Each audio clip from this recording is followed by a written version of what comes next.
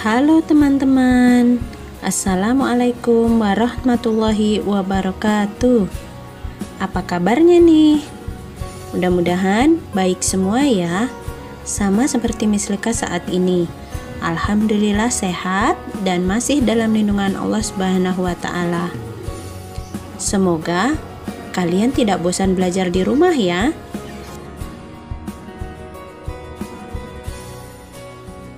Baiklah, minggu lalu pada pelajaran tematik, kalian telah menentukan ciri-ciri kalimat tanya yang baik dan membuat beberapa kalimat tanya yang baik pula, bukan?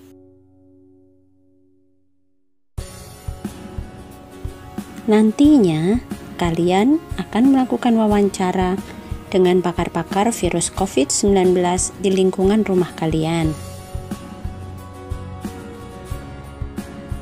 Akan tetapi, sebelum melakukan wawancara, tahukah kalian apa itu wawancara? Oke, mari kita kupas tuntas tentang wawancara. Sebelumnya, jangan lupa untuk memperhatikan hal-hal yang berkaitan dengan wawancara dan membuat note kecil agar mudah memahaminya. Mari kita mulai belajar hari ini dengan membaca basmalah bersama-sama. Bismillahirrahmanirrahim.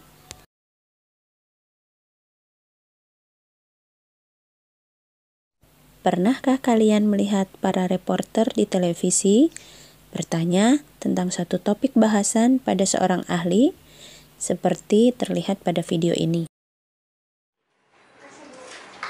Orang sakit kan banyak, dari anak bayi hingga orang tua. Apakah dokter dan perawatnya sudah mencukupi? Karena saya mau jadi dokter. Senang sekali dengarnya mau jadi dokter ya. Dokter apa sih nanti? Pengennya jadi dokter anak. Jadi anak menjadi dokter anak ya. Betul. Sebenarnya sih kita semua cukup ya ya dokternya ini. Karena kita punya fakultas kedokterannya, sekolahnya cukup banyak nih sekarang. Dokter banyak, sekolah-sekolah perawat juga banyak, ada bidang. Tapi ada juga kan yang jadi ahli obat kan, mesti tahu kan nanti kasih obat salah-salah gimana. Jadi ada namanya farmasis. Ada juga nanti yang periksa darah kita siapa? Ahli laboratorium. Jadi kesehatan itu nggak hanya dokter, tapi kita harus semua. Apa yang mereka lakukan? Benar sekali, mereka tengah melaksanakan wawancara teman-teman. Jadi, apa yang dimaksud dengan wawancara?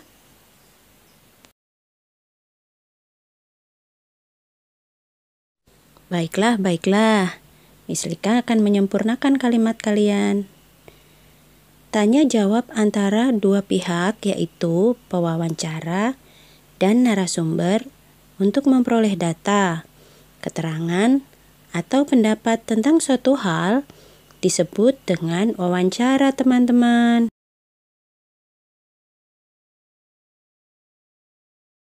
Suatu kegiatan dapat disebut sebagai wawancara jika memenuhi unsur-unsur sebagai berikut. Yang pertama adalah adanya pewawancara, yaitu orang yang bertanya atau mencari informasi atau yang mewawancarai. Unsur yang kedua adalah narasumber, yaitu orang yang menjadi sumber informasi atau yang diwawancarai. Biasanya, narasumber adalah pakar yang ahli dalam bidang tertentu. Unsur yang ketiga adalah tema, yaitu topik yang dibicarakan dalam wawancara. Tema harus disesuaikan dengan narasumber. Unsur yang terakhir adalah waktu dan tempat wawancara, yaitu ketentuan waktu dan tempat dilaksanakannya wawancara.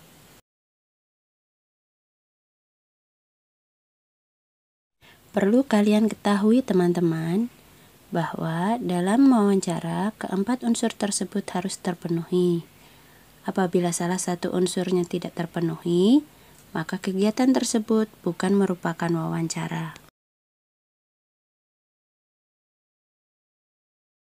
Agar kegiatan wawancara tersebut lancar teman-teman, wawancara melalui 3 tahapan penting. Tahap yang pertama adalah tahap persiapan. Pewawancara harus mempersiapkan dengan baik antara lain. Yang pertama, pewawancara menentukan topik wawancara. Ia harus menentukan narasumber yang disesuaikan dengan topik wawancara.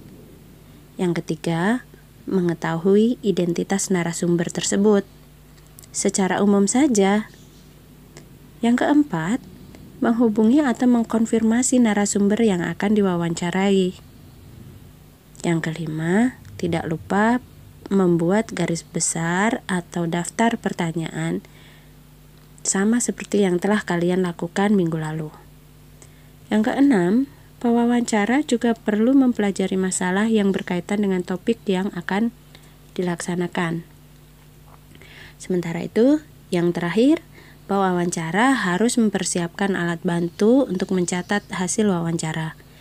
Misalnya saja, alat rekam atau alat tulis.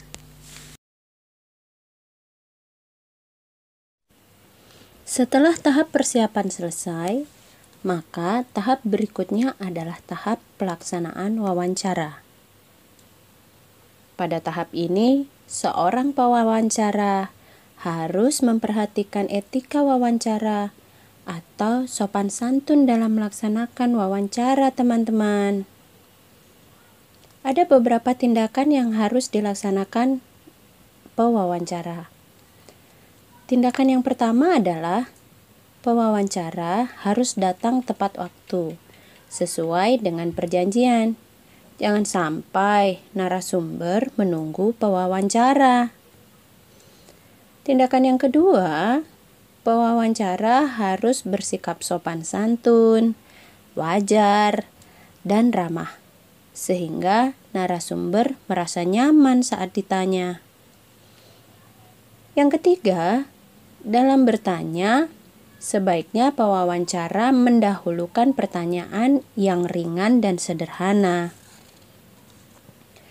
Langkah yang keempat, bertanya dengan menggunakan kalimat yang jelas dan singkat, sesuai dengan topik wawancara, sehingga mudah dipahami narasumber.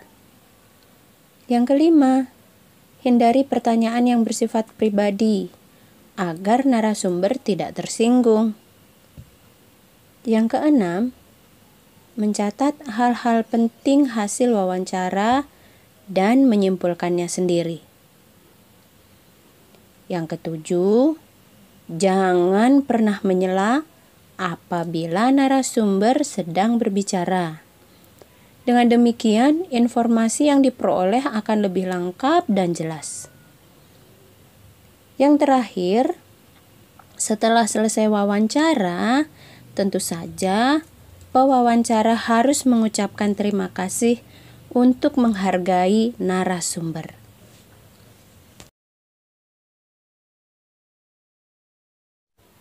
Tahap terakhir atau tahap yang ketiga yaitu tahap membuat laporan wawancara.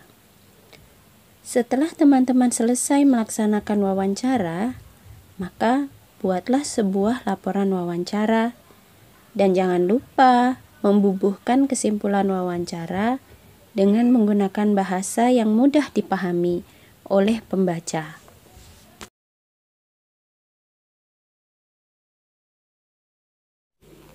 Bagaimana teman-teman? Lebih paham bukan? Oh ya, jangan lupa lengkapi worksheet-nya ya. Itulah uraian pembelajaran kita hari ini tentang wawancara. Mudah-mudahan teman-teman menjadi lebih paham tentang wawancara.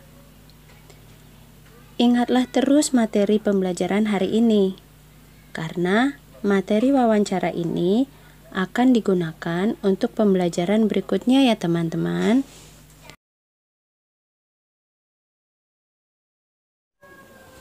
Kita akhiri pembelajaran hari ini dengan membaca hamdalah bersama-sama. Alhamdulillahirrabbil alamin. Mislika ucapkan, sampai bertemu pada pembelajaran berikutnya. Wassalamualaikum warahmatullahi wabarakatuh.